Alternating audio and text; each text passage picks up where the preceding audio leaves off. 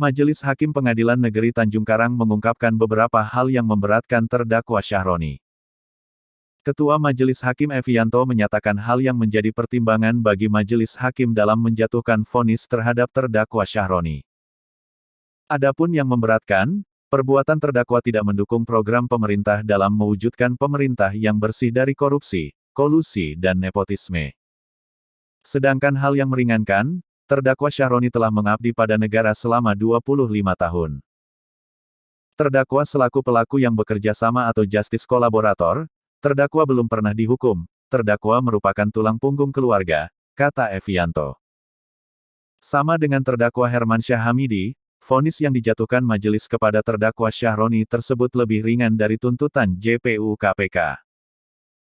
JPU menuntut terdakwa dengan pidana penjara selama 5 tahun dan pidana denda sebesar 300 juta rupiah subsidiar 3 bulan kurungan, serta uang pengganti sebesar 303,6 juta rupiah subsidiar 6 bulan penjara.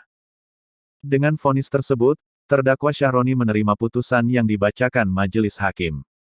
Saya terima yang mulia, kata Syahroni. Putusan tersebut belum inkrah meski sudah diterima oleh terdakwa. Pasalnya JPU masih pikir-pikir atas vonis majelis hakim. JPU KPK Taufik Ibnugroho menyatakan bakal melaporkan terlebih dahulu putusan tersebut ke pimpinan KPK.